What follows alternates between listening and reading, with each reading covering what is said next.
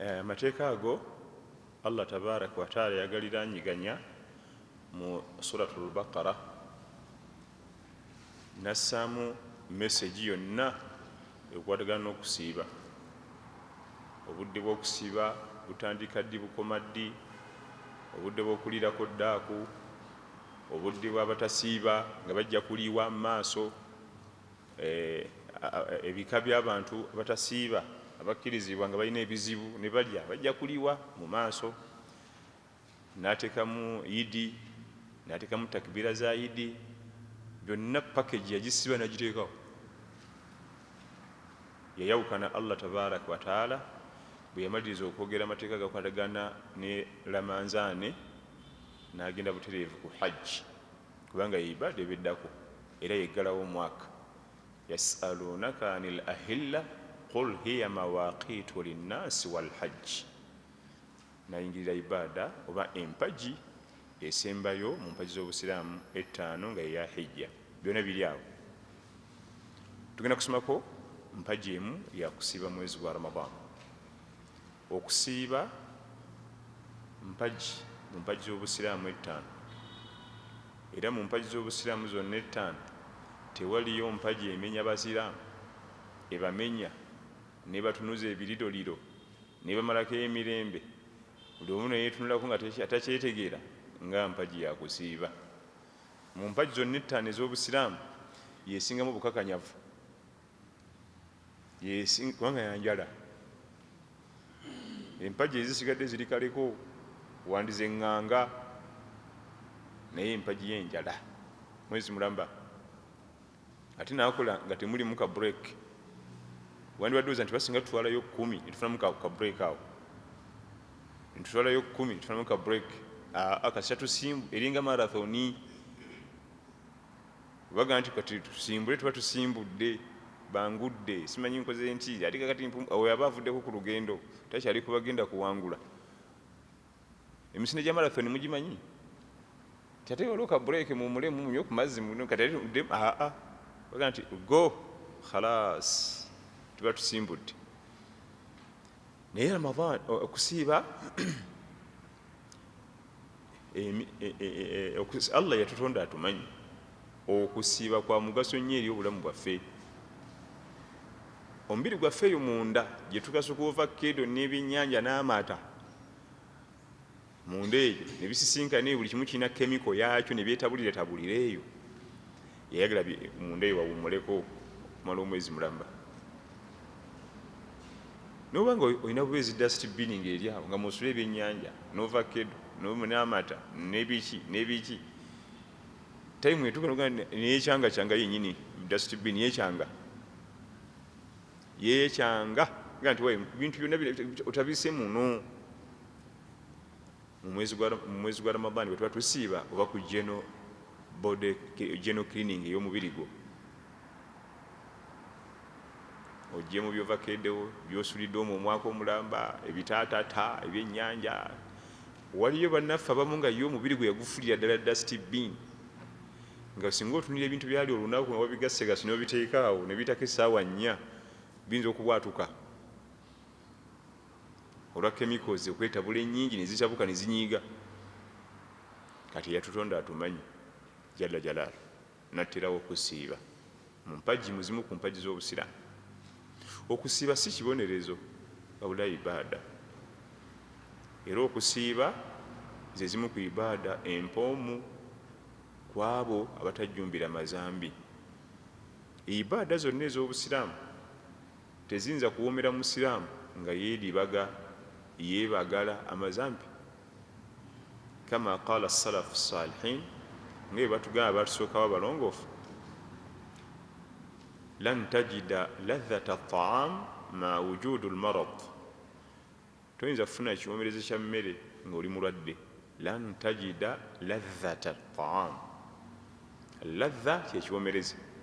Omuntu omulwadde tayinza gamba nti emmere wooma, bamulita kajuyisa akalungi biwunya bubi mu bisembeze eri ku lwaki mulwadde.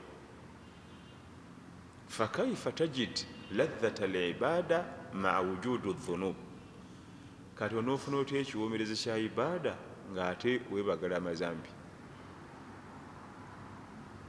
Kibategeeza nga bwolaba omulwadde oli batasobola kuwoomerwa mmere, juyisi, ebitunda nsagala nakubiwulira. Ffenna twali tufunyeko ku bulwadde ng'obutunda kyekimu ku bintu ebikuumira obubi. Kiki? Anti oli mulwadde. Kati n'omuntu yenna okusiiba alabira ddala nga punishment lutalo ku lwaki kwebagala mazambi. Oyo Allah gwaba asaasire tusala tusaasire rabbi n'ageesamba asanga ladha ekiwoomereze mu kusiiba ekiragambika nga as-salafu salihin abatusooka abalongofu bo bafuna ekiwoomereze kya Ramanzani, bali bo beesunganga Ramanzani, beesunganga okusiiba omwezi ogwa Ramadani. Ffe tweraliikirira mweraliikirire, lubadde jamaani, tugenda kuyoleke enjawulo wakati wa salafu ne khalafu, abaasookawo n'abaddira mu bigere. Bo beesunganga Ramadani, ffe tweraliikirira neeraliikirire. Abaana bagenda ne bapositinga ku Facebook okwo ebula bwezi tituyingire Ramanzani, baba balina bye bakosa mu mitima, balina bye bakanga, ebula bwezi tituyingire Ramanzani. Olwokuba abamu mu ffe twebagala amazambi, tayagala nabimanya, musirikeeko nammwe. Era ne bwe tuba tusiiba mwezi gwa Ramanzani tayagala kumanya muwendo gwa nnaku ze twakasiibako, kubanga bwagumanya alaba obulayo nnyingi. Mwe musirike busirisi, tusiibe busiibi, ebintu bitambule byokka eri. Tuneekanga Yidi ekoze eki? Ng'era omunafu wabeera nga mutambula. Omunafu tayagala kumanya kilomita zibulayo, era atunula na wansi. Atya bwe naazimanya nja kukola ki? Kunafuwa. Lwaki muzoogera? Bwe tutwala abantu mu hijja, jjukira nti hijja yakutambuza nnyo bigere. Tetubabuulira kilomita ze tugenda kutambula nti 8, bagenda kunafuwa. Tugenda wali, ate jjukira eri nsi ya ddungo, baba balengerawo. Tugenda wali ne mulyoka museekuka kilomita 8 nga tebamanyi. Naye awulira mu bokunaga nti wayi, naye akagendo kale kakadde kawanvu. Ti lwaki? Mpulira nzenna mpeddewo, kumbe mutambudde kilomita 8. Abanafu tebaagala kumanya nti ennaku twakasibako bwezi babulayo bweziti. Lwaki? Kyekigambo kiri nti fakaifa tajid ladhata al-ibada maa wujudu dhunub. Onoofuna otya ekyomezi kya Ramanzani ng'ate weebagala amazambi, era Ramanzani erina kawabukaayi, eswala zirina kawabukaayi. Ogenda ku muzikiti okusaala lutalo talaba namu makulu. Naye omuntu ateebagala mazambi ogenda ku muzikiti okusaala awulira emirembe egitagambika, awulira anuna mubisi gwa njuki. Tusala tusaasire ya Rabbi.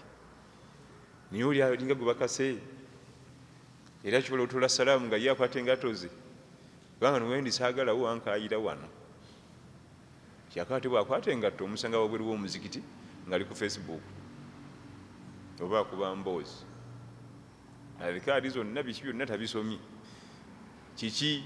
Tosobola kugaa nti emmere ewooma ng'oli mulwadde. Oba oyagala emmere ewoome, sooka ojjanjabe obulwadde. Sooka ojjanjabe obulwadde buwone. Awo ojjaga nti baafumye bulungi akanyama kano. Abatusooka abalongoofu beesunganga okusiiba omwezi ogwa Ramadani, ffe tugweraliikirira. Enjawulo lwaki? Enjawulo yeeyo. Ffe twevulungula mu mazambi. Ekyokubiri, bo gye baakumanga ogwesunga era gye baakumanga oguganyirwamu. Ffe olwokuba kitugwesunga tituguganyirwamu, tetugwetegekera. Bo bali bagwesunganga neeteekateeka. Ate ffe olwokuba tugweraliikirira tetweteekateeka ne tuyingira mu kintu nga siteeseteese empeera ezituyitako.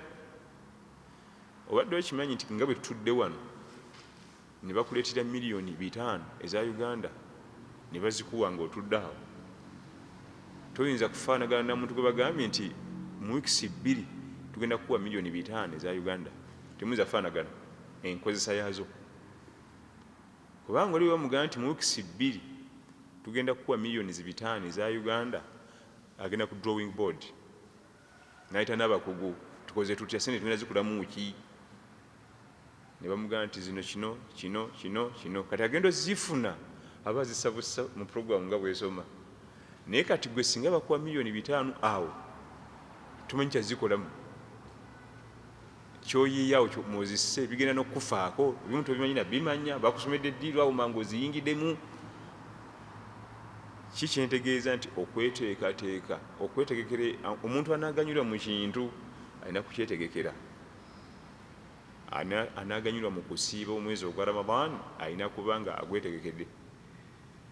Ekitali ekyo gukuyitako gwonna mu ngalo nga tofunyemu wadde naako, nga gwe bawadde millions 5 okuggyako ng'oli mukozi wa bizinesi. Naye kati nze okumpa millions 5 mba simanyi kyazikolamu, simanyi bizinesi.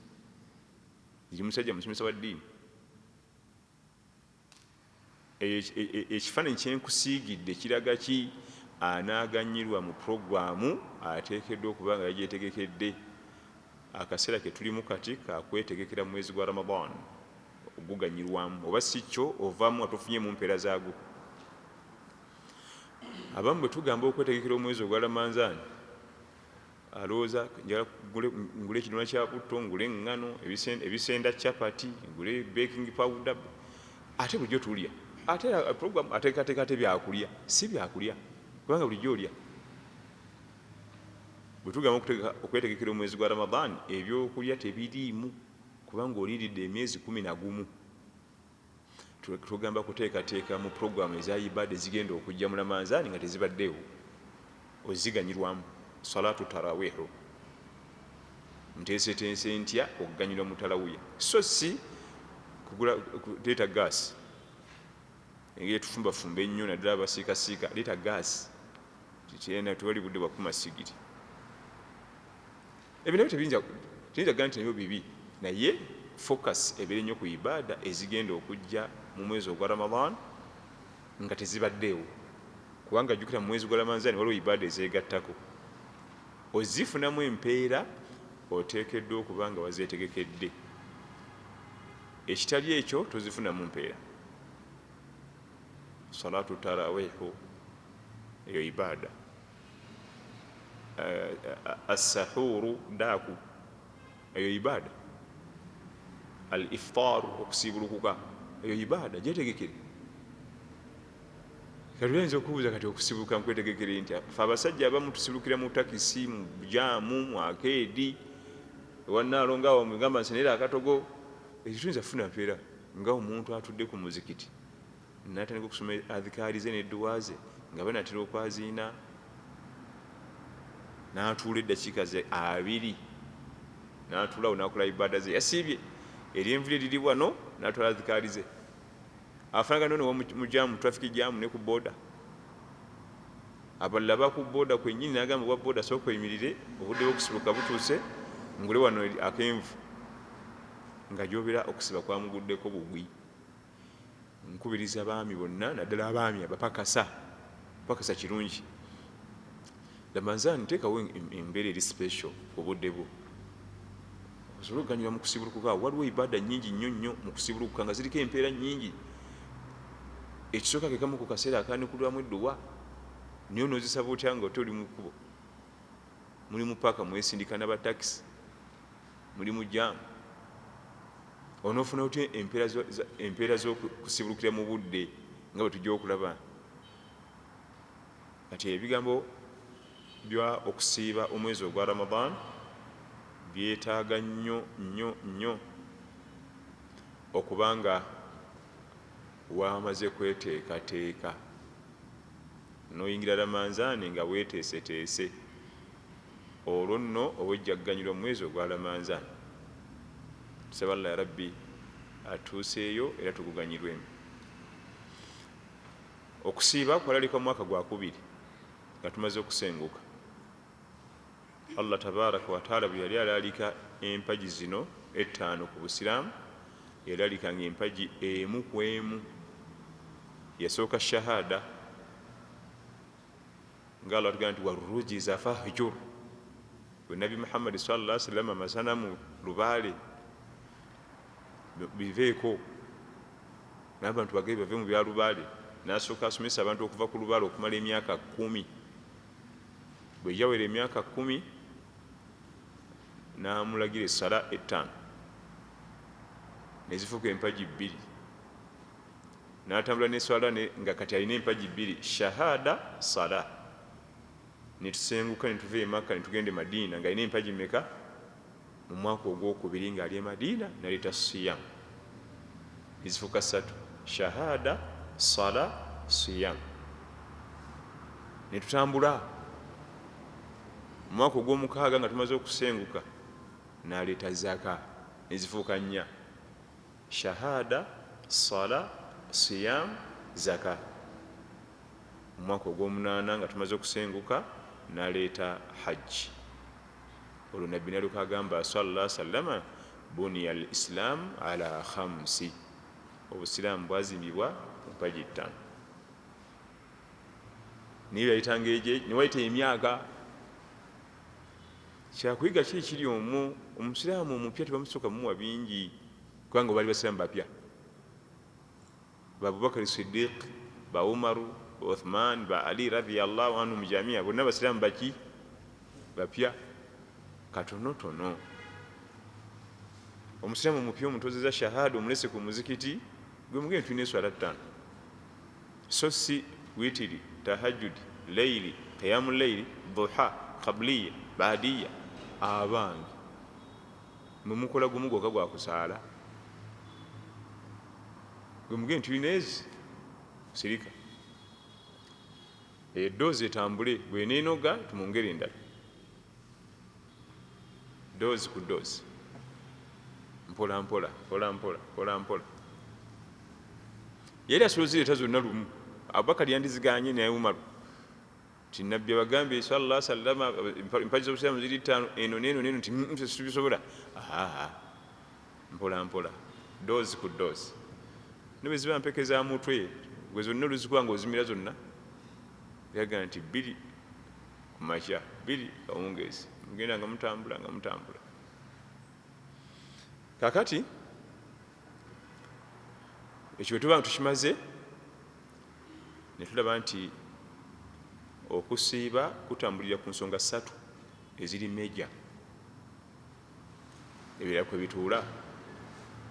Era mu definition y'okusiiba, al imsak an jamii al iftar min tulu'i al fajri ila ghurubi shams, okweziyiza ebisiibulula ebisatu: okulya, okunywa n'ebyomukwano. Ebyo major issues zetusiiba: okulya, okunywa n'ebyomukwano. Ebisigadde byonna bitula ku ebyo, okwe kusiiba okuli jeno, nsonga enkulu mu kusiiba. Era wookwatira ekimu ku ebyo khalas oba osibulukuse: kulya, kunywa, nsonga za mukwano. Ebyo kwe kutuula obutageya, obutadda mu ngambo, obutadda ku TV, osome Quran, empisa ebyo byonna byonna bituula okwo. Era ebyo ebisatu bakkirizaako kimu nti bwati ne bwati wa safari baba mukkirizawo okulya mu Ramadhan emisana, baba mutadde byonna: kulya, kunywa. So si nti bamukkirizaako kulya kwokka, takkirizibwa kunywa. Bwe bataako kimu batadde byonna. Ate ebyomukwano nti waba ne munne teyasiibye, baba batadde. Era waliyo bannaffe abamu abalaba nti emisana mu Ramadhan ng'ogenda otya eri munno nga balabanga kibi nnyo, zanyidde mu mwezi omutukuvu. Neri nayo ibaada, singa bombi bate basiibye nga balina ebisonyisa, kubanga bakutaako ku kimu ku ebyo ebisatu baba bakutadde byonna. So si nti bamutaddeko kulya na kunywa ekiteba kimugaana. Ezo ensonga esatu ze ziri meja okubanga zisiibibwa, kwe kutuula ebisigadde ebirala. Allah n'atugamba mu Quran nga tumaze okusenguka mu mwaka ogwokubiri: ya ayyuha alladhina amanu kutiba alaykumus siyam kama kutiba ala alladhina min qablikum la'allakum tattaqun. Abange mmwe abakkiriza, kutiba alaykumus siyam, mulalikiddwako okusiiba.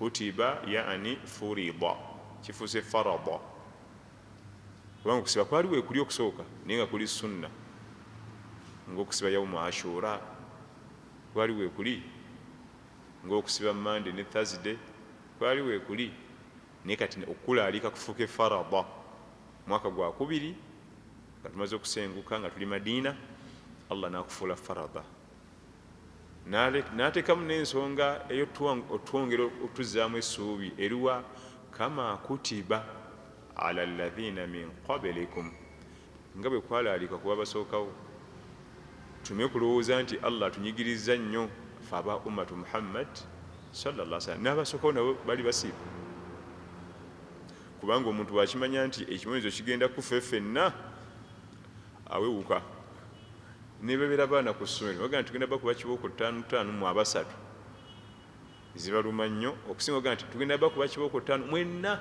bagaa nti tewali buzibu tugende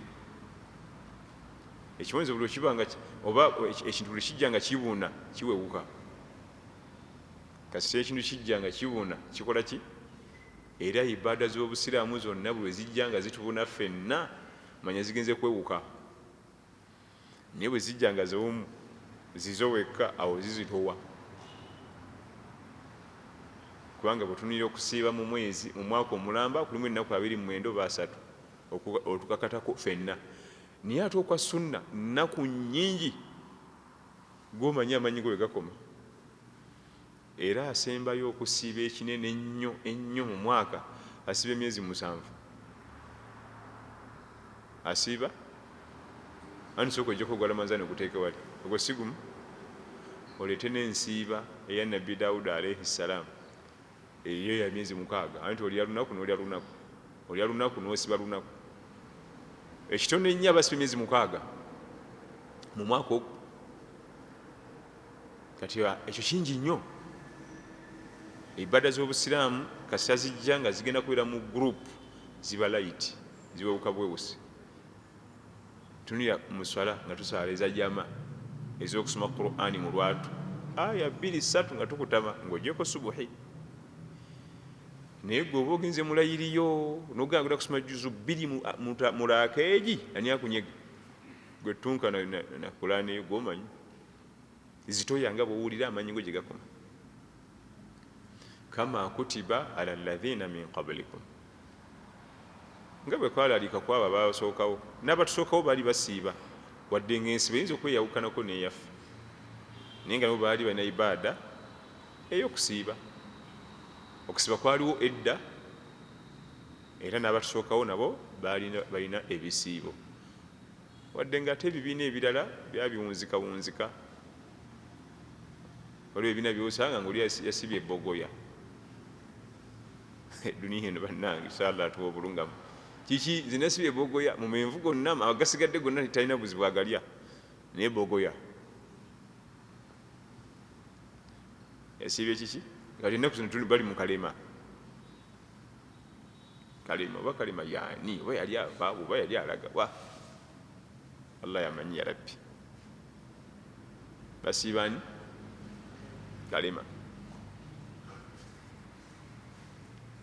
naam kakati ya ayuha alladhina amanu kutiba alaykum as-siyam kama kutiba ala alladhina min qablikum natwana ensonga lwaki atulaliseeko okusiiba la'allakum tattaqun musobola okufuna taqwa kubanga okusiba kuleeta okutya Allah enjala ereeta okuba nti ojeemulukukira Allah enjala ereetera omuntu okuba nti akendeeza ku buseego obukaba n'obujeemu era tukubiriza abavubuka abaami abakyala bw'olabanga ensonga z'omukwano zikutawaanya nnyo ng'oyiikayiika mangu siiba hatta oba oli mufumbo kubanga okusiba kubadde kumanyikiddwa nnyo ku batali bafumbo nabbi we yasinga okusesira ya mashara shabab man istataa minkum albaata falyatazawwaj abavuka ba umma abanga bafunye obusobozi bw'okulabirira omukyala ne renti ne kulya wasa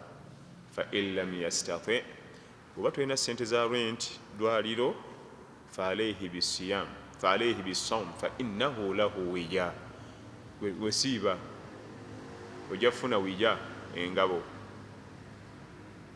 engabo kyabanga kyakulwanyisa edda ekikuyambako amafumu galeme kutuukako n'obusaale n'ebizo nga tekiyitamu byakulwanyisa amakulu ofuna ekyokulwanyisa eri shaitan netakutuukako kusuula mu mazambi kati ebiseera ebisinga okusiba kumanyikiddwa kubatali bafumbo naye ate kukkirizibwa ne ku bafumbo kubanga waliira abafumbo naye ng'ayiikayiika nnyo balaba ku mukyala baba mukyala nalaba ku mwami alaba nga owuwe babeera mwami nalaba buli mukyala gwalaba alaba nga owuwe weeka siiba bwoneekwata kusiiba insha allah n'otambula akabanga akawerako okusiiba kwokya ku kirungo ekikola omukwano nekidda mu kontrol yo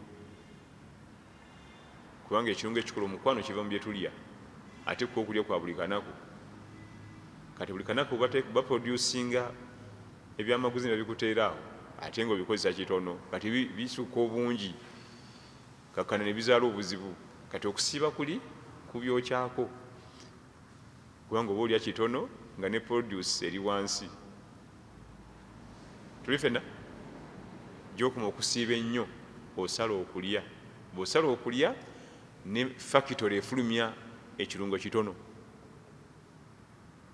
kati okusiiba kikulu nnyo kiyambako okuleeta taqwa nga Ibrahimu al Adham Ibn Rajabu al-Hambali yamwesembesa mu kitabo kye Jami'u al-Ulum al-Hikam nga sharaha 40 Nawawi nalita omumanyi wetanga Ibrahimu al-Adham musajja mu Iraq n'afulumya ebigambo bibiri ebikulu ennyo laga nti al-jaw'an qaribun ala ta'ati llah ba'idun an ma'siyati llah omuntu omuyala abeera kumpi nnyo ne taqwa ate aba wala n'amazambi al-jaw'an qaribun ala ta'ati llah ba'idun an ma'siyati llah omuyala aba kumpi nnyo ne taqwa n'okugondera amateeka ga Allah ate amazambi n'agaba wala ate washaba'an ate omukufu naga nti yabeera qaribun ala ma'siyati llah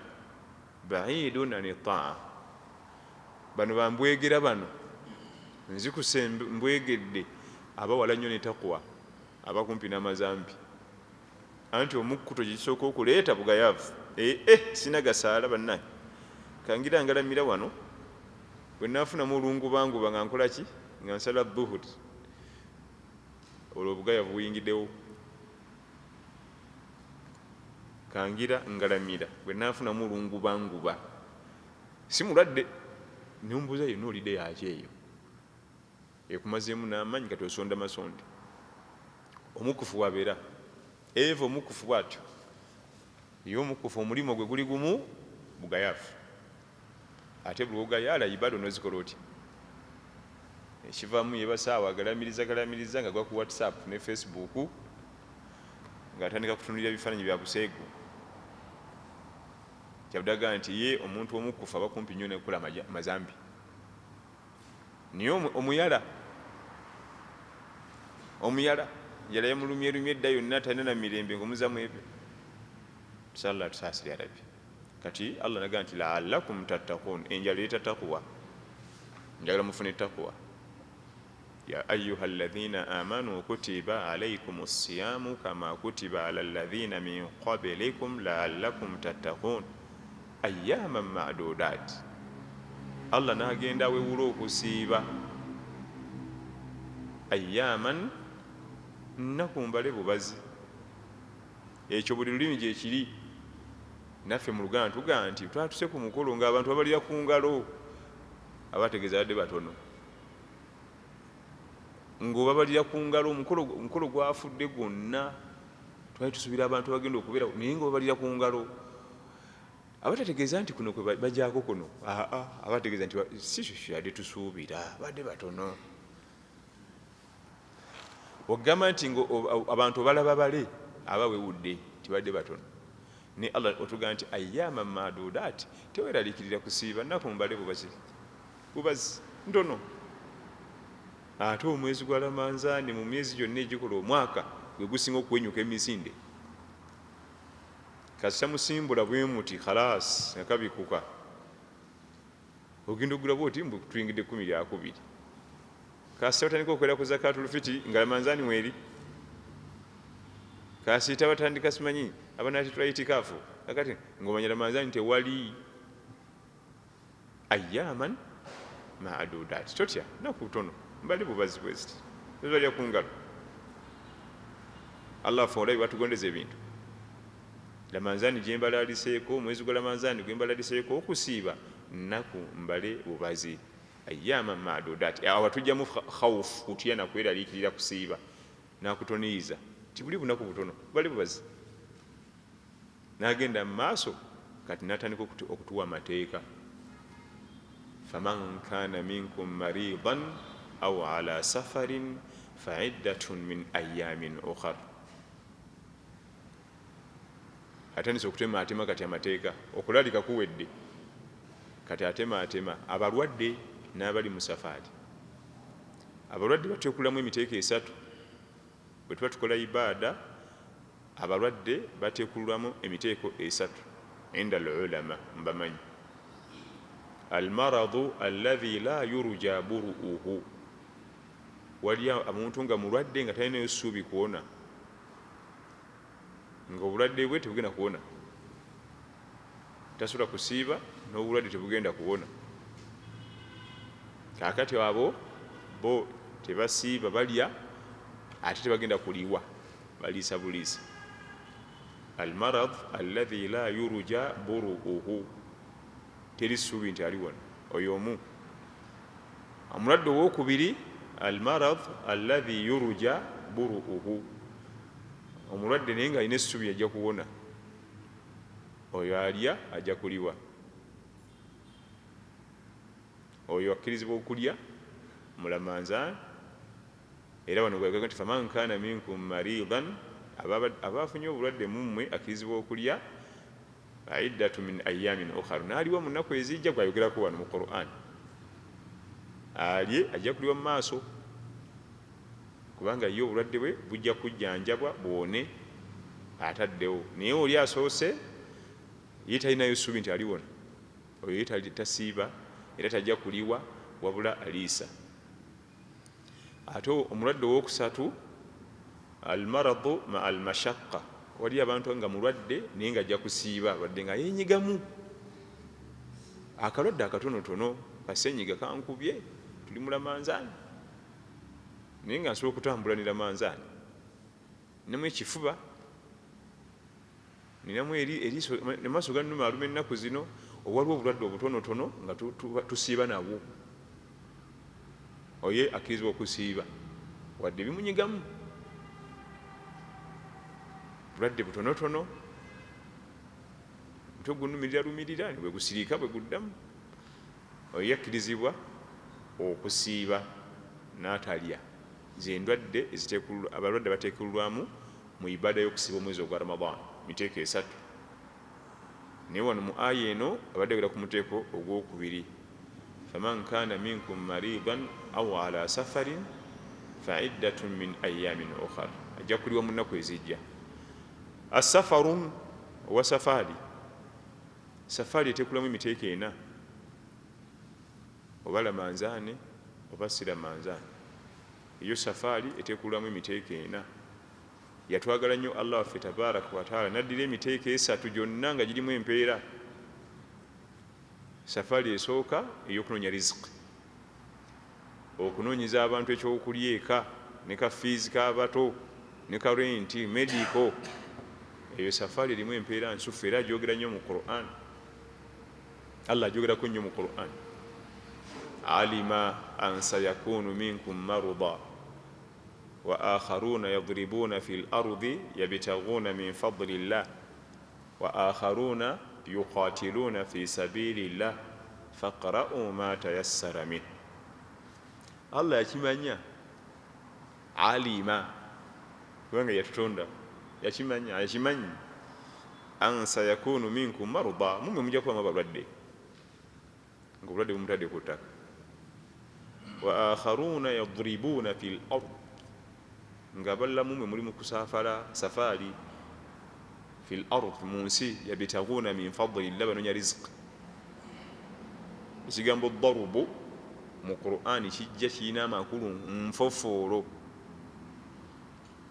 Bwe tuba tusoma Oluwarabu wano olwaffe olwa nasari, darubu kitegeeza kuba, naye mu Qur'ani akireeta mu nfunda nga za njawulo. Wanatukose yadribuna fil ard yusafiruna fil ard, batambula masafaari, ogenda e China okima emaali, ogenda Nairobi olijjayo emaali, ogenda e Tanzania, Hong Kong, biki Bannayuganda batambula jama kunoonya kiki. Eyo safaari erimu empeereza zitagambika. Ebbanga lyomala nga safaari gyogenzemu kunoonyeza abantu beeko ekyokulya ate kya halal. Wa akharuna yuqatiluna fi sabilillah, abalala bali mu kkubo lya Allah. Naye naga nti faqra'u ma tayassara, yali ayogera ku Qur'an ng'atulaga togezanga n'oyesa olunaku nga tosomye ku Qur'an. Allah yali atulaga nti tekakutanda nga n'omala olunaku nga tosomye ku ki. Ye nno bannange bw'ogenda okwetegereza mu Qur'an, Allah atukubiriza nnyo okusoma Qur'an buli kanaku. Mu Qur'an mwennyini munda olaba agambye mulwadde, alima an sayakunu minkum marda, wadde oli mulwadde faqra'u ma tayassara min, somayo akono bosobodde, nyigiriza weekake, naye ng'osomye ku Qur'an buli kanaku. Yadribuna fil ard, wadde oli musafaari ogenda wala, faqra'u ma tayassara min, somayo akono bosobodde, naye kaba katono. Wa akharuna yuqatiluna fi sabilillah, bwe twogera nti abali mu kkubo lya Allah, abali mu kulwana mu kkubo lya Allah, si lutalo lwokka, n'abanoonya irimu lutalo, irimu enoonyezeka. Allahu akbar, irimu enoonyezeka, iri mu lugendo luwanvu, lutalo lw'amaanyi, tebamalaga lulinnyako batyo. Naye n'azingazinga byonna nti faqra'u ma tayassara min. Kurani togireka, somayo kwona bw'osobodde, ne weeba layini emu, naye nga tomisinze lunaku, nga tulabiseeko eri kitabo kya Allah. Era salafu salihin eyo aya bagikwata nnyo. Kati khalafu salihin, abasika b'abalongoofu, bo ate eyo bagisuula. Neerega nti ya ayyuha almuzammilu qumi layla illa qalila nisfahu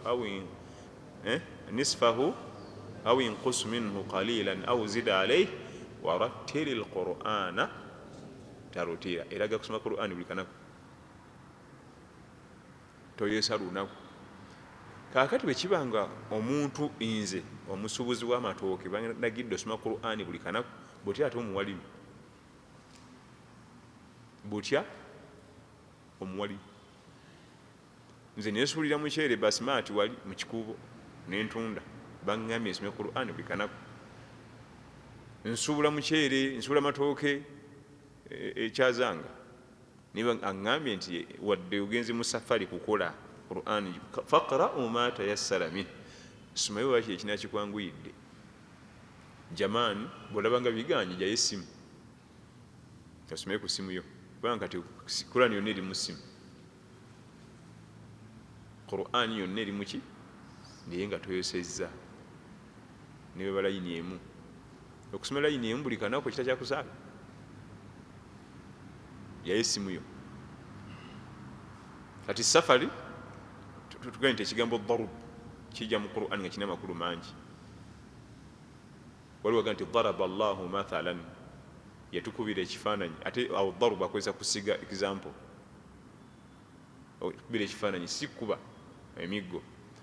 Kati waliwo wajjanaga nti waleeta ekigambo darubu mu birala, ate wanakikozesa mu safari, wanakikozesa mu kuleeta ekyokulabirako, n'aleeta nti wala yadribina bi arjulihinna liyulama ma yukhfina min zinatihinna watubu ila Allahi jami'an ayyuha almu'minun la'allakum tuflihun. Wala yadribina bi arjulihinna, Allah ali agaana abakyala okwambala obugoye bubakwata, liyulama ma yukhfina min zinatihinna, kubanga balina ebyokwewunda munda bijja kumanyikwa. Yali agaana abakyala okwambala obugoye obubalippa kubanga omukyala alina ziina za mirundi ebiri ebyokwewunda bya mirundi eki waliwo ebyokwewunda ebyongereko nga ebikomo ebyomuwendo ne wabawo ebyokwewunda nga byamutondebwako ku mubiri gwe byo byokwewunda Allah byayogerako mu Quran mu surati Nur ziina ebyokwewunda alina ebitonde nga byamutonderwako nga byakwewunda bye ng'omukyala ne wabeerawo n'ebyongereko byonna ebyemiteeko ebiri ebyongereko n'ebyo byamuzaalirwako byamutondebwako tebina kulabika okujjako eribba kage nti wala yadribna bi arjulihinna tibambala obubalippa amagulu liyulama ma yukhfiina min zinatihinna bijja kumanyikwa Allah byakweka eyo mu byekunda byabwe yakusa wala yadribna ng'ategeeza kwambala bukwata kyokka byagaana olwaliro ye order of the day waliwo obuswetasweta bwebambala obukwata ennyo ennyo n'afuluma wabweru babwitanikoze obugoye waliwo obugoye legingi obwo Allah bwagaanira ddala kati ate bwebbeeyi wano butundibwa n'omala obuleetawo nofa ssente bwe buli ku mulembe kati akayiwamu aja ati yanywa bulungi amazzi ge tugenze mu kibuga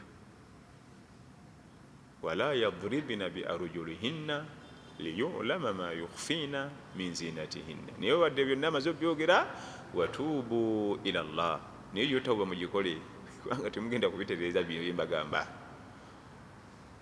kale ekigambo darubu kijja nga kina makulu maki tubadde ku safari waman kana minkum mariban aw ala safari safari za miteeke meka na safari esoose safari yokunonya riziki erimu empeera ebbanga lyemala nga ya halal safari eyokubiri eya ibada ngenda mu hijja ngenda mu umra ngenda kusomesa abasiraamu batugee waliwo darasa eri eyo eisinjiro waliwo darasa eri eyo ekotido ezo safari za ibada zirimu empeera ezitagambika zirimu empeera ezitagambika naye ngaenniya eteredde so si kubaliwo byanfuna nange nfuke sereebu safari eyokusatu ye safari eyokugenda okulambula owooluganda kubanga eyo yakuyunga walladhina yasiluuna ma amara Allahu bihi an yusala wayakhshawna rabbahum wayakhafuuna suu alhisab eyo surati Ra'd ala ayogera ku byokuyunga eŋŋanda muki mu Ra'd safari yokugamba nti kati nze golaba ngenda Kaseese waliwo bulaza wange baŋŋa yagenda eyo mu bakunjo gyabeera nika ngende mukyalire notekamu sente zo tekamu obudde nokoowa nomenyeka ate munange eyo bajjajja baffe ne bakitaffe eyo bagikola nnyo ibaada eyo fe tugimunyunguziza nange sina sente kati ngendeyo nti natambuzaki sina nakyamutwalira bo bagattanye eŋŋanda